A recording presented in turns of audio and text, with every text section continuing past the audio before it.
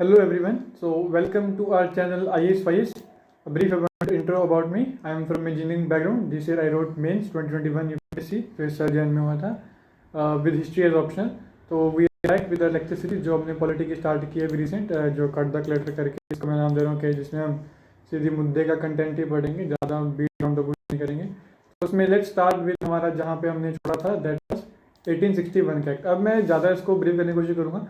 तो Indian council act 1861 का आता है। इसकी सबसे मेजर बात क्या है कि इसने जो अब जैसे मैंने कहा था कि 1853 से जो स्टार्ट हो चुका था डिसेंट्रलाइजेशन का जो प्रोसेस था, तो इसने कैबिनेट जो सिस्टम था, कैबिनेट सिस्टम लेके आया था 1861 का council act. And this issue ordinance was lifted which was to be 6 month, right. तो जो इशू ऑर्डिनेंस करने का था तो उसकी लाइफ 6 मंथ कर दी गई थी। ऑर्डिनेंस किससे आया था? ऑर्डिनेंस आया था 1861 के एक्ट से। उसके अलावा अगर हम बात करें इसके मेन फीचर की बात करें तो it made a beginning by associating Indians with the law making process. अगर पहली बात करें लोकल आए थे 1853 के एक्ट से, लेकिन इंडियंस की बात करें तो वो आए थे 1861 के एक्ट से। और इस जो इंडियन था वो India as a non official member आया था। जो इंडियन को ऐड किया गया था it was as a non official member, और जो काउंसिल उसको एक्सपेंड किया गया था। इस पर क्वेश्चन नहीं आने वाला। फिर इसका नेक्स्ट मेन पॉइंट क्या है? It initiated the process of decentralisation, right. और इससे डिसेंट्रलाइजेशन स्टार्ट करते हुए इसमें हुआ क्या? रिस्टोरिंग पावर शुरू कर दी लेजिस्लेटिव की, जो मद्रास और बॉम्बे में थी, जो छीन ली गई थी, उसको कर लिया गया था। और फिर ऐसे ही करते करते जो डिसेंट्रलाइजेशन का क्लाइमैक्स था वो रीच हुआ 1935 में, जब प्रोविंसेस को भी धीरे धीरे करते करते ऑटोनॉमी दे दी गई थी। प्रोविंसेस को ऑटोनॉमी मिली 1935 के एक्ट में। और इसी एक्ट ने प्रोवाइड किया establishment of legislative council for Bengal, north western province and Punjab. तो पंजाब, नॉर्थ वेस्टर्न बंगाल, इनकी यहाँ पे लेजिस्लेटिव काउंसिल में आएगी। और पोर्टफोलियो सिस्टम इंट्रोड्यूस किया गया 1861 के एक्ट, राइट। जो पोर्टफोलियो सिस्टम है जिसमें इसको कैबिनेट बोला जाता है आज के टाइम पे, तो कैबिनेट लाइक सिस्टम इंट्रोड्यूस किया गया था। हर एक डिपार्टमेंट बनाया गया था हर एक आदमी के लिए, और लॉर्ड कैनिंग ने इसको इंट्रोड्यूस किया। लॉर्ड कैनिंग उस समय वाइसरॉय थे। और इंडियन पिनल कोड है तो वो भी 1860 के एक्ट से ही आता है, राइट। ये आगे दिया होगा। तो it empowered the viceroy to issue ordinance without the concurrence of legislative council. तो ऑर्डिनेंस जारी कर सकते थे without the concurrence, right. Without the concurrence है आज के टाइम पे ऑर्डिनेंस आर्टिकल 123 में। उसके नेक्स्ट बढ़ते हैं 1892 का। इसमें 1892 वाले आर्टिकल में, 1892 के चार्टर इंडियन काउंसिल एक्ट में इंडायरेक्ट इलेक्शन का प्रोविजन आ गया था। इंडायरेक्ट इलेक्शन का प्रोविजन था for central legislative assembly and provincial assembly, तो दोनों के लिए इंडायरेक्ट आ गया था। और इसमें इस बात का ध्यान रखा गया था कि जो ऑफिशियल मेंबर हैं उनकी मेजोरिटी मेंटेन रही थी। इसके अंदर काउंसिल एक्सपेंड की गई थी लेकिन ऑफिशियल की मेजोरिटी इसके अंदर मेंटेन की गई थी। इसका नेक्स्ट इंपॉर्टेंट फीचर है कि इसमें इंडियंस को बजट डिस्कस करने की पावर दे दी गई थी। माइंड माई पॉइंट, डिस्कस कर सकते थे, उस पर सब्सिडरी या सप्लीमेंट्री क्वेश्चन नहीं पूछ सकते थे। ओनली सिर्फ हमें डिस्कशन की पावर दी गई थी, राइट। तो जिससे हम एग्जीक्यूटिव को क्वेश्चन कर सकते थे उसमें, हम लेकिन कोई सप्लीमेंट्री क्वेश्चन नहीं कर सकते, ये आप ध्यान दीजिएगा। And it provided for the nomination of non official member. जो नॉन ऑफिशियल मेंबर थे जो इंडियंस ही होते थे मोस्टली, तो उनकी नॉमिनेशन का तरीका दिया गया था। अब वो कैसे दिया गया था उसमें हमें जितना डिटेल देने की जरूरत नहीं है। सेंट्रल लेजिस्लेटिव काउंसिल थी, उसका जो वाइस था वो रिकमेंडेशन लेता था एक चैम्बर ऑफ कॉमर्स के, उसमें फिर हमारे गवर्नर होते थे, डिस्ट्रिक्ट बोर्ड, म्यूनिसिपैलिटी, वो हमारे लिए काम की बात नहीं है, वो आपने पढ़ा भी होगा तो इतना खास नहीं है। This act made a limited indirect election. अगर इंडायरेक्ट इलेक्शन की बात करें तो वो किस एक्ट से? 1892 के एक्ट से आया था इंडायरेक्ट इलेक्शन। लेकिन याद कीजिए कि इसमें ऑफिशियल मेजोरिटी को मेंटेन किया गया था सेंटर और प्रोविंस दोनों में। उसके बाद जो आता है that is Indian council act of 1909, जिसको मोर्ले मिंटो के नाम से भी जाना जाता है। जो मोर्ले थे वो सेक्रेटरी का नाम था और जो मिंटो था वो हमारे वाइसरॉय का नाम था। इस प्रकार से इसका नाम मोर्ले मिंटो पड़ता है। तो मैंने यहाँ पे लिख रखा है कि जो मोर्ले थे वो सेक्रेटरी थे, मिंटो थे वो वाइसरॉय थे। तो अगर इस फीचर के हम एक्ट की बात, अगर इस एक्ट के फीचर की बात करें तो इसने इंक्रीज कर दिया size of legislative council both central and provincial, दोनों का इसने साइज इंक्रीज कर दिया। दैट इज बट ऑब्वियस, जैसे जैसे आएंगे तो बढ़ेगा साइज उनका। उसके अलावा जो इनका मेजर था कि इसमें प्रोविंसेस में नॉन ऑफिशियल को मेजोरिटी दे दी गई थी। प्रोविंसेस में नॉन ऑफिशियल मेंबर्स की मेजोरिटी हो चुकी थी, और लेकिन सेंटर में अभी भी ऑफिशियल्स की मेजोरिटी ही थी। ऑफिशियल मतलब जो सरकार के बंदे, जो नॉन ऑफिशियल जिनको इलेक्ट करके भेजा था वो थे नॉन ऑफिशियल। तो 1909 के एक्ट में प्रोविंसेस में नॉन ऑफिशियल की मेजोरिटी बन चुकी थी प्रोविंसेस में, और सेंटर में अभी भी ऑफिशियल की मेजोरिटी थी। तो इधर का it retained the official majority in central legislative council but allowed the provincial legislative council to be non official majority. इसमें एक जो बात है सेपरेट इलेक्टोरेट, जो मुस्लिम्स को सेपरेट इलेक्टोरेट दिया गया था वो 1909 के रिफॉर्म से ही दिया गया था, राइट। और इसमें 1892 में बजट का प्रोविजन डिस्कशन का आता है, और 1909 में बजट के डिस्कशन के बाद आप सप्लीमेंट्री क्वेश्चन भी पूछ सकते हैं, राइट। ये रहा to ask the supplementary question move and resolution budget and so on. तो अब सप्लीमेंट्री क्वेश्चन करने की बात आ गई थी। इसमें पहली बारी इंडियन को वाइस रॉय की एग्जीक्यूटिव काउंसिल मेंबर बनाया गया। जो इसे पहले इंट्रोड्यूस हुआ था वो थे लेजिस्लेटिव काउंसिल में, लेकिन अब एग्जीक्यूटिव काउंसिल में गवर्नर जनरल में पहले इंडियन आते एज अ लॉ मेंबर, जिनका नाम था सत्येंद्र प्रसाद सिन्हा। ये रहा सत्येंद्र प्रसाद सिन्हा जी का नाम। ये first Indian to join the vice executive council, he was appointed as law member. और इसी में कम्युनल रिप्रेजेंटेशन की बात करें तो सेपरेट इलेक्टेड मुस्लिम्स को किसमें दिया गया था, 1999 में दिया गया था। जो ये एक्ट है इसमें लॉर्ड मिंटो थे। लॉर्ड मिंटो को कहा जाता है फादर ऑफ कम्युनलिज्म। ऐसा अगर यूपीएससी क्वेश्चन पूछ ले फादर ऑफ कम्युनलिज्म कौन है, तो मोरलेनी मिंटो जो वाइस रॉय थे उस समय के। एंड अपार्ट फ्रॉम दैट अगर बात करें तो सेपरेट रिप्रेजेंटेशन किसको दिया, कॉर्पोरेशन को, चैम्बर ऑफ कॉमर्स को। ये इतना इंपॉर्टेंट नहीं, लेकिन याद कर लीजिए मुस्लिम्स को, चैम्बर ऑफ कॉमर्स को, यूनिवर्सिटी को, जमींदार को भी सेपरेट अगर हम बात करें एक रिप्रेजेंटेशन दिया गया था 1999 के बाद से। अब आता है गवर्नमेंट ऑफ इंडिया 1990 में, जो सबसे इंपॉर्टेंट है, is also known as Montagu Chelmsford reform. इसमें पहली बारी जो लोकल सेल्फ गवर्नमेंट का सब्जेक्ट है वो प्रोविंसेस को डिवोल्व कर दिया गया था। इसमें काफ़ी मेजोरिटी इसमें चेंज आई थी। आइए हम पढ़ते कौन कौन से। तो सबसे पहले तो इसमें gradual introduction responsible government of India की बात की गई। मतलब इसमें क्या था, इसमें प्रोविंसेस को ऑटोनॉमी देनी स्टार्ट कर दी। देखिए प्रोविंसेस को कंप्लीट ऑटोनॉमी मिलेगी 1935 के एक्ट में, लेकिन 1919 के एक्ट से प्रोविंसेस को पार्शियल ऑटोनॉमी दे दी थी।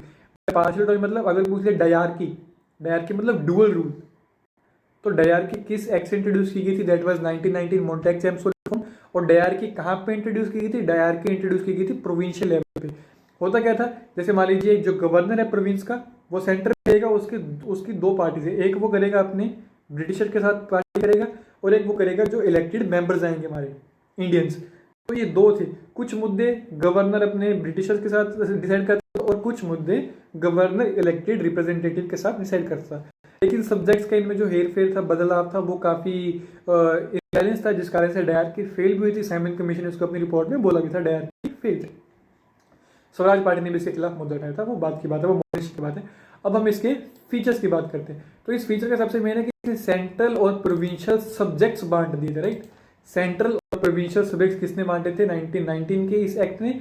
And it introduce dyarchy at provinces में इंट्रोड्यूस की थी, सेंटर में नहीं की गई। और बाइकैमरलिज्म इंट्रोड्यूस कर दिया गया था सेंटर में। बाइकैमरलिज्म इंट्रोड्यूस किया, एक सेंटर मतलब दो हाउस होंगे सेंटर में, एक हाउस ऑफ पीपल, एक फिर जो लेजिस्लेटिव काउंसिल रहता है जैसे हमारा राज्यसभा लोकसभा की तरह। बाइकैमरलिज्म कब है, 1919 के एक्ट से। उसके अलावा अगर हम बात करें तो इट फर्दर डिवाइडेड जो प्रोविंशियल सब्जेक्ट थे, प्रोविंशियल सब्जेक्ट में बोला दो सब्जेक्ट थे, एक थे ट्रांसफर, एक थे रिजर्व। रिजर्व्ड वो मुद्दे थे जो प्रोविंस का गवर्नर अपने ब्रिटिश ऑफिसर्स के साथ करता था, दे वर कॉल्ड रिजर्व सब्जेक्ट। और जो गवर्नर रिप्रेजेंटेटिव इंडियंस के साथ मुद्दे बनाता था वो थे ट्रांसफर्ड मुद्दे। तो ट्रांसफर्ड ये वाले और रिजर्व्ड जो ब्रिटिशर्स के लिए रिजर्व थे मुद्दे। तो यार लेकिन इनमें जो बैलेंस था वो काफ़ी डिसबैलेंस था। इनमें जो सब्जेक्ट मुद्दा था बाइकैमरलिज्म आया था। And direct election in the country, अगर हम बात करें डायरेक्ट इलेक्शन किससे आया था for the first time, that was through 1919 का एक्ट। 1919 का एक्ट से डायरेक्ट इलेक्शन आता है हमारे, और बाइकैमरलिज्म आता है हमारे कंट्री के अंदर। फिर वही अपर हाउस और डायरेक्ट इलेक्शन की बात की है। इसमें ये देखिए जो अपर हाउस है लोअर हाउस की बात की, और majority of member of both houses were directly elected. दोनों हाउसेज के सेंट्रल लेवल पे जो इलेक्टेड रिप्रेजेंटेटिव्स है वो डायरेक्टली इलेक्टेड होते थे, ठीक है।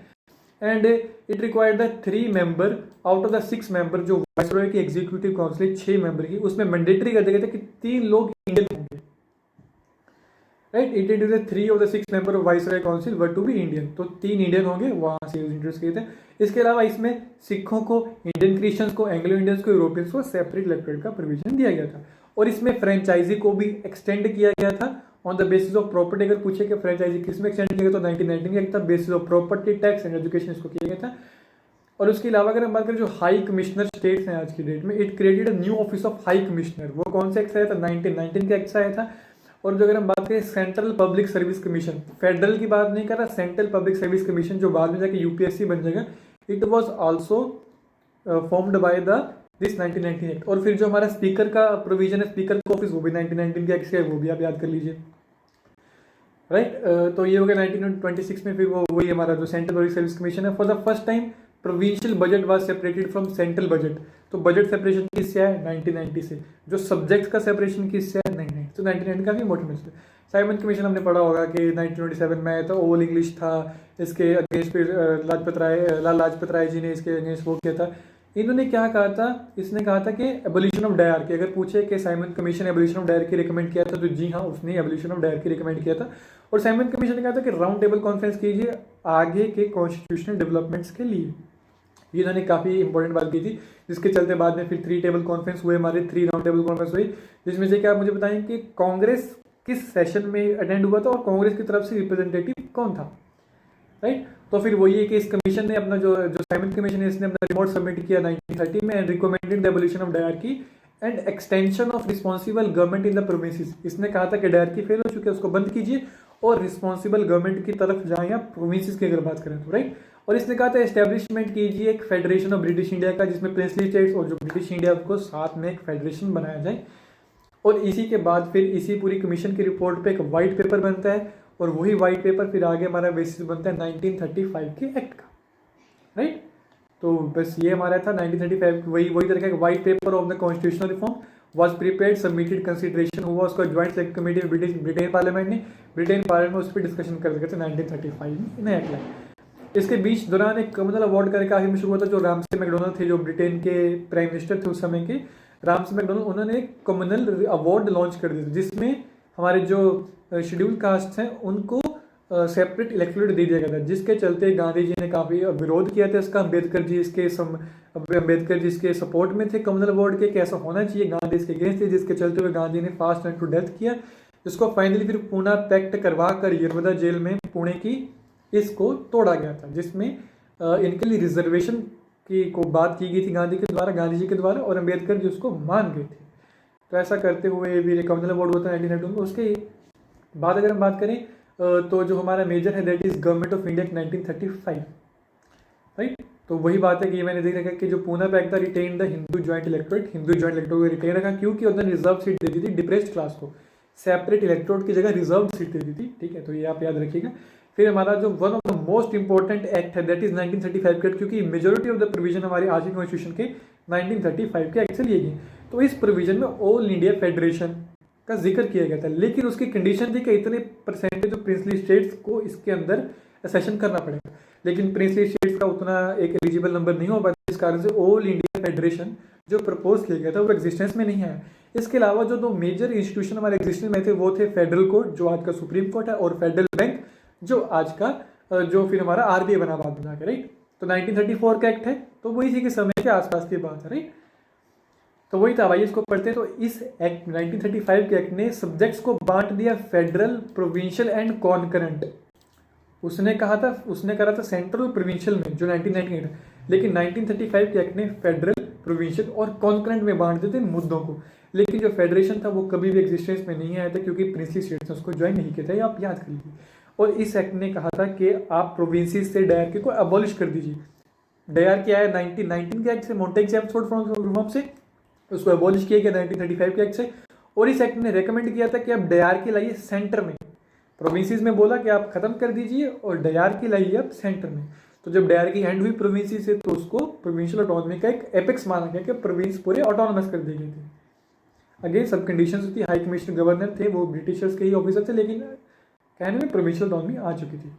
उसके अलावा governor was required to advice जो उसके minister responsible for the provincialization. It came 1937 effect and continue 1937 में फ्री इलेक्शन होते हैं जिसको कांग्रेस जीत जाता है, 7 में से 11 प्रोविंसेस में जीत जाता है। 1939 में जब वर्ल्ड वॉर 2 स्टार्ट होता है, britisher without consent of Indian people and Congress, उस समय की मेजर पार्टी थी, इंडियंस को घसीट लेते हैं। 1939 में कांग्रेस इसका विरोध करते हुए अपने सीट से रेजिग्नेशन कर देते हैं, जिसको I think direct day of deliverance celebrate किया था इंडियन मुस्लिम लीग ने।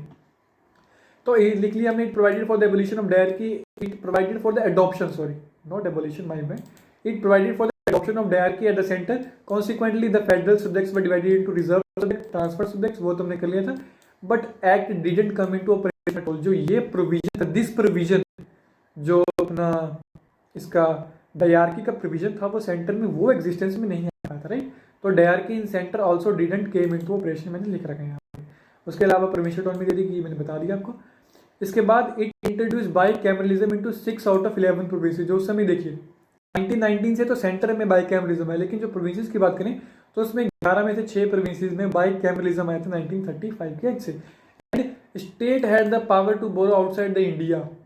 कंसीडर सेंटर की आज की डेट की बात करें तो स्टेट के पास पावर नहीं है बाहर से पैसा लेने की, लेकिन इसके समय में स्टेट्स को पावर दे दी गई थी कि आप आउटसाइड इंडिया से भी पैसा ले सकते हैं with the consent of centre, right. तो ये कहाँ ये देख लीजिए, बंगाल में, बॉम्बे में, मद्रास, ये 3 प्रेसिडेंसी होगी। Then major Bihar, Assam, united province, इन 6 में आया था हमारा ये वाला जो बाई कंसेंट था। उसके अलावा it further extended the principle of common representation by providing separate electorate to depressed class women की बात करें, वुमेन को सेपरेट इलेक्टोरेट कब मिला तो वो 1935 के एक्ट से मिला और लेबर को मिला। इसके अलावा जो हमने कहा था कि सेक्रेटरी का एक सेक्रेटरी था और उसकी काउंसिल थी, तो जो काउंसिल सेक्रेटरी के particular council of secretary that was abolished by 1935 act, not secretary, जो काउंसिल थी।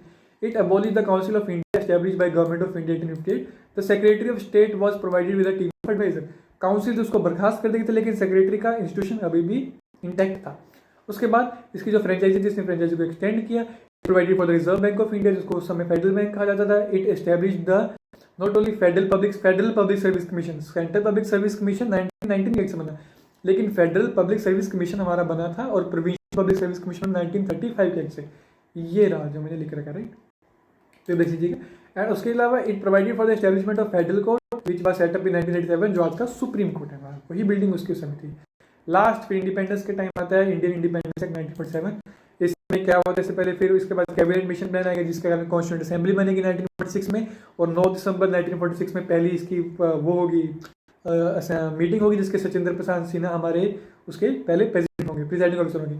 उसके बाद वो कॉन्स्टिट्यूंट असेंबली बनती है। देन माउंट बैटन प्लान आता है 3 जून को, जब वो 2 डोमिनियन में बांटने की बात करते थे। उसके बाद फिर इंडियन इंडिपेंडेंस एक्ट आता है 20 फरवरी के राउंड, उस समय क्लीमेंट एटली होते हैं ब्रिटेन के प्राइम मिनिस्टर। तो 20 फरवरी 1947 की बात है, Britain prime minister Clement Attlee declared that British rule in India would end by June 30, 1948। तो उस समय फिर जो लॉर्ड माउंट बैटन थे उनको भेजा गया भारत में तुरंत कि आप इस मिशन को अंजाम दीजिए। उसके चलते हुए फिर अगेन ऑन 3 जून 1947 ये रहा। The British government made it clear that any constitution framed by constituent assembly of India can't apply to the part of country which unwilling to accept it. उन्होंने कहा कि था कि जो पार्ट एक्सेप्ट नहीं करना चाहता इस कॉन्स्टिट्यूंट असेंबली के द्वारा बनाई कॉन्स्टिट्यूशन, तो वो फ्री है अपना कॉन्स्टिट्यूशन बनाने के लिए। ये उस समय 3 जून में बोल दिया था, जिसने कहीं ना कहीं पार्टीशन को और पक्का कर दिया था और जो प्रिंसली स्टेट्स है उसके लिए थोड़ी मुश्किलात कर दी थी भारत के साथ जुड़ने के लिए, जिसको बाद में हमारे स्टील मैन ऑफ इंडिया ने सरदार वल्लभ भाई पटेल जी ने फाइनली उसको यूनिफाई कर दिया था। तो फिर 3 जून को लॉर्ड माउंटेन जो वाइसरॉय थे उस समय वो पुट फोर्थ करते हैं पार्टीशन को पुट फोर्थ करते हैं। 3 जून को पार्टीशन बनाते हैं, इसे माउंट बैटन प्लान के नाम से आते हैं। अनफॉर्चुनेटली कांग्रेस को मानना पड़ा, मुस्लिम लीग को मानना पड़ा, क्योंकि उसमें वायलेंस बहुत ज़्यादा हो रहा था और ज़्यादा वायलेंस हो रहा था, देश और टुकड़े में बनता। उससे अच्छा उन्होंने यूटिलिटेरियन प्रिंसिपल के चलते इसको एक्सेप्ट कर लिया। उसके बाद हम इस एक्ट के फीचर पढ़ते हैं। तो इस एक्ट ने एंड कर दिया ब्रिटिश रूल इन इंडिया, तो और सोवरेन स्टेट को बना दिया गया था, एस्टेब्लिशमेंट हो गया था independent and sovereign state of India from 15 अगस्त 1947 जो हमारे इंडिपेंडेंस डे भी है। और इसी के चलते पाकिस्तान को भी सीड करा दिया गया था। It abolish the office of viceroy. तो ऑफिस ऑफ वाइसरॉय किससे अबॉलिश हुआ था? 1947 के इंडिपेंडेंस एक्ट से। और जो गवर्नर जनरल थे who was appointed by the British king और वाइस ऑफ डोमिनियन कैबिनेट, जो कैबिनेट थी उसको चलने दिया। His majesty government Britain was not responsible with respect to government of India and Pakistan. जो ग्राउंड का रूल था वो एंड हो चुका, ऑब्वियसली बात अगर वाइसरॉय चला गया। उसके अलावा बात करें तो जितने भी ब्रिटेन के पार्लियामेंट ने अब तक एक्ट बनाए थे उन सबको रिपील कर दिया गया था, including the independence act itself, right. तो रिपील एनी, ये पढ़ देता हूँ आपके लिए इंपॉर्टेंट पॉइंट है, क्योंकि it empowered the constituent assemblies of the 2 dominion to frame and adopt any constitution for the respective nation and repeal any act of British parliament. वो किसी भी एक्ट को खुद से रिपील कर सकते थे, उन्हें चॉइस दे दिया गया था, आप रिपील कर सकते थे, इंक्लूडिंग द इंडिपेंडेंस एक्ट। तो इंडिपेंडेंस एक्ट को रिपील करने का भी पावर दे दिया गया था। उसके अलावा it abolish the office of secretary of state of India and transfer the function of secretary of state to the commonwealth affairs. उसके मतलब ट्रांसफर कर दिया। सेक्रेटरी ऑफ स्टेट बना किससे था? 1858 के एक्ट से। उसका काउंसिल खत्म किया 1935 के एक्ट से। 1947 के एक्ट से सेक्रेटरी ऑफ स्टेट भी खत्म कर दिया। उसके बाद तो सेक्रेटरी ऑफ स्टेट था, उसका नाम चेंज करके बाद में secretary of state for Commonwealth affairs कर दिया गया था। It proclaim that British paramountcy lapse हो जाएगी, 1947 में उसको रिप्लेस कर दिया गया था। 2 डोमिनियन बन चुके थे जो 1935 में till the new constitution were framed. जब तक नया कॉन्स्टिट्यूशन फ्रेम नहीं हुआ था तब तक जो भारत चला था वो 1935 के प्रोविजन से चला था, right. It provided for the governance of each of the dominion on the provinces by the government of India 1935 till the new constitution were frame. जब तक दोनों डोमिनियन पाकिस्तान और इंडिया अपने कॉन्स्टिट्यूशन नहीं में थे तब तक जो कि जितनी भी मशीनरी चलेगी 1935 के एक्ट से चलेगी, जिससे वो थोड़े बहुत अपने अकॉर्डिंगली मॉडिफिकेशन कर सकते थे। इसके अलावा it designated the governor general of India and provincial governors constitutional head of the state, like जिसे हम डीजोर बोलते हैं, डीजोर हेड, तो वो इन गवर्नर्स को डिक्लेयर कर दिया गया था, जो बाद में प्रेसिडेंट बन गए और जो गवर्नर तो हमने टेक्निकली उस नेम को। तो it drop the title of emperor of India from the royal titles in the king of England, जो उन पर केसरी हिंद करके उनके टाइटल थे वैसे उनसे रिपील कर दिए गए थे। It discontinued the appointment of civil services and reservation of post by secretary of state of India. तो ये सारा खत्म हुआ, इसके बाद कोई खास बचता नहीं है। देन जो लॉर्ड माउंटबेटन थे वो फर्स्ट गवर्नर जनरल बने of the new dominion of India, और जो पहले इंडियन, जो इंडिपेंडेंट इंडिया के पहले इंडियन और लास्ट इंडियन जो गवर्नर जनरल बने वो थे सी राजागोपालाचारी, राइट। उसके बाद फिर हमने इंडिपेंडेंस, उसके बाद तो रेस्ट इज हिस्ट्री। और फिर देख लीजिए जो इंटरिम गवर्नमेंट बना 1946 का, तो उसमें कौन कौन से मेंबर थे, उसमें इंडियन मुस्लिम लीग के कुछ मेंबर भी थे, जैसे लियाकत अली खान थे, वो इंडियन मुस्लिम लीग के मेंबर थे जिनके पास फाइनेंस का था। तो मैंने लिख रखा है, इसका स्क्रीनशॉट खींच लीजिए, कौन कौन से इंटरिम गवर्नमेंट में भी थे और फर्स्ट कैबिनेट ऑफ इंडिया में भी थे। तो आप देख लीजिएगा, इसको पॉज करके अभी फिर देख लीजिएगा। और इसमें जो देखने वाली बात है कि जो BR अम्बेडकर थे वो इंटरिम गवर्नमेंट का पार्ट नहीं थे। ये कभी क्वेश्चन आया होगा तो मैंने उसको मार्क कर लिया। ये देख रहे हैं बहुत किस किस में बहुत लोग थे।